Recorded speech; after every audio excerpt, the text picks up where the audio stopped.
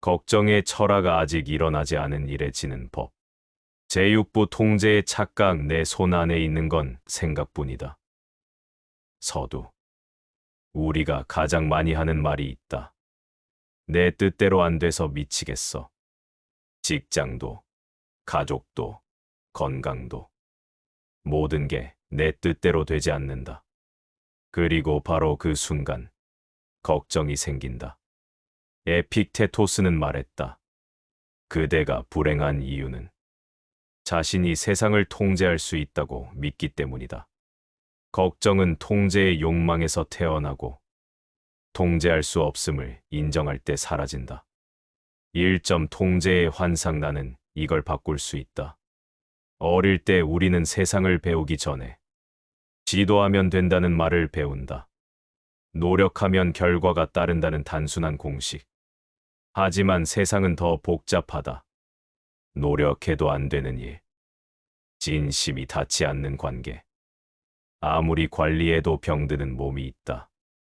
그런데 우리는 그 현실을 인정하지 않는다. 오히려 더 세게 쥐려 한다. 그게 바로 불안의 시작이다. 왜냐하면 세상은 쥐어지지 않기 때문이다.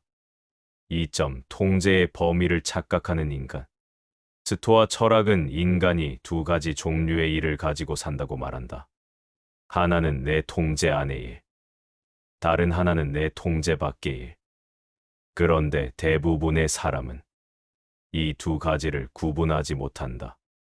예를 들어, 타인의 평가를 통제하려 하고, 날씨를 통제하려 하며, 운명을 설계하려 한다. 그 결과, 통제 불가능한 것을 통제하려는 에너지 낭비의 루프에 빠진다. 3점, 불안을 만드는 건 세상이 아니라 통제 욕망이다. 세네카는 말했다. 우리는 세상에 의해 괴롭힘을 당하는 것이 아니라 세상을 통제하려는 욕망에 의해 괴로워진다. 걱정은 사실 내가 세상을 바꿀 수 있다는 오만한 믿음의 부산물이다. 불안은 언제 커지나 내가 통제할 수 없는 것을 내 책임이라 착각할 때다. 결과를 내 힘으로 만들 수 있다고 믿는 사람은 결과가 틀어질 때마다 자신을 탓한다. 그건 이성의 책임이 아니라 환상의 짐이다. 4점 통제의 착각은 두려움을 낳고 수용이 평정을 낳는다. 스토아 철학자는 통제를 포기한 사람이 아니라 통제의 경계를 분명히 아는 사람이다. 에픽테토스는 제자들에게 이렇게 말했다. 바람의 방향은 바꿀 수 없다. 그러나 돛의 방향은 바꿀 수 있다. 이 말은 바로 세상을 통제하려 하지 말고 세상 속에서 나의 방향을 조정하라는 뜻이다. 바람을 탓하면 평정은 사라지고 돛을 조정하면 자유가 생긴다. 5점 인간이 통제할 수 있는 단 하나 판단. 스토아 철학이 인간에게 허락한 유일한 영역은 판단이다. 세네카는 말했다. 세상이 그대를 휘두를 수는 있어도 그대의 판단을 빼앗을 수는 없다. 판단은 자유의 시작점이다. 사건은 내 뜻대로 되지 않아도 그 사건을 어떻게 해석할지는 내 선택이다. 그 선택이 곧 내면의 주권이다. 걱정이 커질수록 내가 통제할 수 있는 것은 판단뿐이다. 이 한 문장을 기억하라. 6점 통제 환상에서 벗어나는 훈련. 걱정이 올라올 때 이 세 가지 단계를 실천하라. 1. 분류하기. 지금의 고민을 종이에 적는다. 이건 내가 통제할 수 있는가? O와 X로 나눈다. 2. 집중하기. O 표시된 일의 판단, 행동에만 에너지를 쓴다. 3. 방치하기. X 표시된 일 타인의 반응, 결과는 하늘의 영역으로 둔다. 그걸 운명이라 부르고 걱정 대신 신뢰를 선택한다. 이건 단순한 명상법이 아니라 스토아 철학의 실전 수련이다. 7점 세상을 내려놓을 때 오는 자유. 마르쿠스 아우렐리우스는 썼다. 세상은 내 뜻대로 움직이지 않는다. 그러나 내 뜻은 언제든 바꿀 수 있다. 자신의 뜻을 바꾸는 사람은 약자가 아니다. 그건 현실과 협력할 줄 아는 사람이다. 통제의 포기는 체념이 아니다. 그건 자기 영역으로 복귀하는 일이다.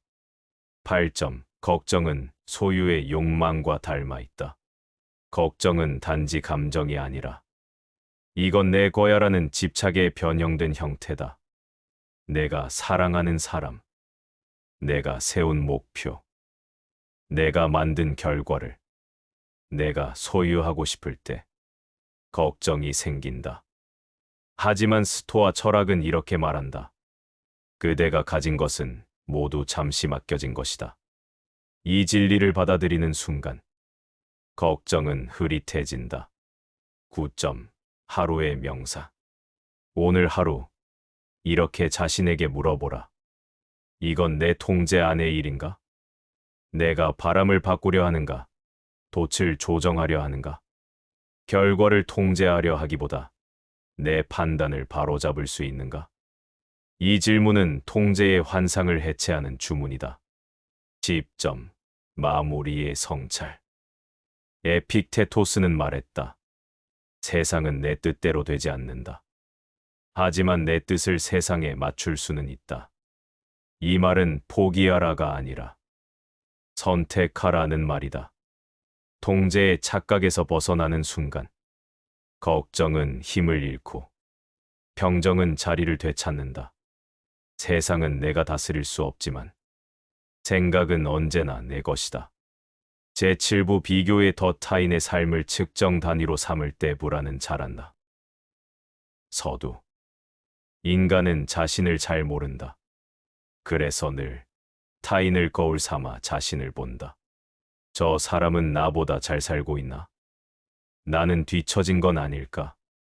이런 비교는 잠시 동기를 주지만 곧 불안이라는 도구로 돌아온다.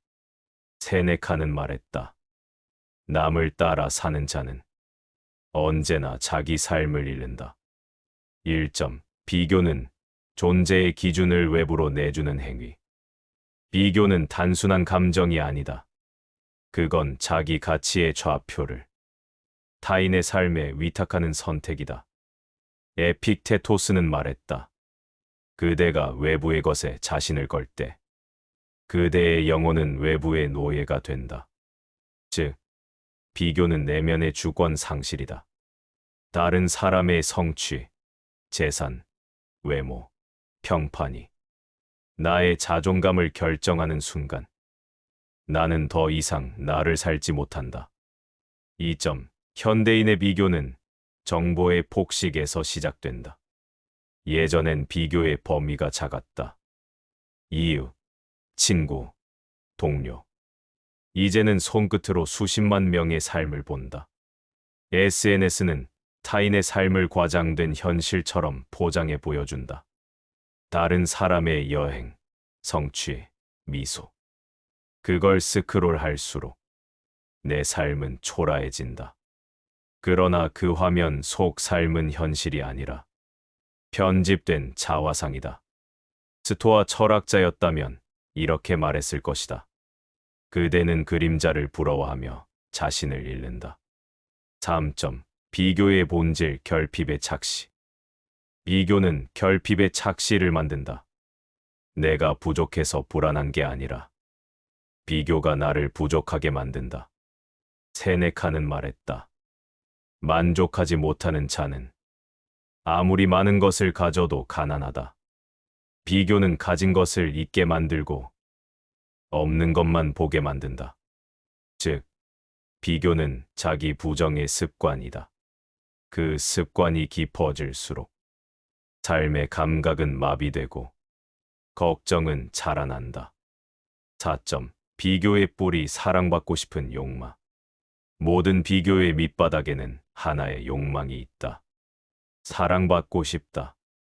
인정받고 싶다. 비교는 사랑을 얻기 위한 잘못된 전략이다. 남보다 나아야 사랑받는다는 신념. 하지만 스토아 철학은 이렇게 말한다. 그대의 가치는 남의 입에서 나오지 않는다.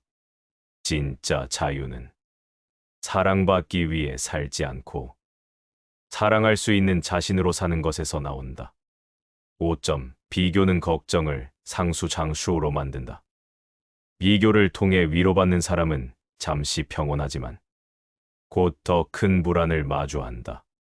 왜냐하면 더 위가 항상 있기 때문이다. 비교는 끝이 없다. 항상 누군가 더 잘나 있고 항상 내가 부족해 보인다. 즉, 비교는 걱정을 무한 루프로 만드는 장치다. 마르쿠스 아우렐리우스는 말했다. 남의 삶을 부러워하는 동안 너는 너의 시간을 잃는다. 6점. 비교의 철학적 해법. 자기 기준의 회복. 스토아 철학은 말한다. 너 자신을 내 판단의 기준으로 삼아라. 그 기준이 세워지는 순간 타인의 평가는 소음이 된다. 그 기준은 이렇게 정리할 수 있다. 나는 오늘 내 판단대로 살았는가? 나는 어제보다 단단해졌는가? 나는 나의 삶을 사랑하고 있는가? 이 질문들이 타인의 기준을 무너뜨린다. 7점. 비교를 끊는 훈련, 선택적 무관시. 걱정의 근원을 차단하는 가장 단순한 방법은 관심의 방향을 줄이는 것이다. 에픽테토스는 말했다. 그대가 주목하지 않는 것은 그대에게 힘을 가지지 못한다. 즉, 관심을 돌리는 순간 비교는 약해진다. SNS를 멈추고 타인의 말보다 자신의 내면을 관찰하라. 부러움을 느낄 때 그 감정을 분석하라. 이건 냉정함이 아니라 자기 보호의 기술이다. 8점. 타인의 속도와 나의 시간. 세네카는 인생의 짧음에 대하여에서 이렇게 썼다. 남의 삶에 관여하느라 자신의 삶을 살 시간이 없다. 삶의 길이는 같지만 집중의 깊이는 다르다. 타인의 속도에 맞추면 나의 리듬은 잃는다. 철학자는 빠르지 않다. 그는 자기 속도로 걷는다. 걱정을 줄인다는 건 세상의 시계를 끄고 자기 시계를 켜는 일이다. 9점. 하루의 명사. 오늘 하루 이렇게 속삭여라. 나는 타인의 삶을 살지 않는다. 나는 나의 기준으로 오늘을 평가한다. 이 문장은 비교의 굴레에서 벗어나게 해주는 평정의 주문이다. 10점. 마무리의 성찰. 마르쿠스 아우렐리우스는 말했다. 다른 사람의 영혼을 들여다보느라 너의 영혼을 잃지 말라. 걱정의 대부분은 타인의 시선에서 태어나고 자기 기준으로 죽는다. 비교를 끊는 순간 걱정은 절반으로 줄고 평정은 배가 된다. 그때 비로소 너는 너의 삶을 살게 된다.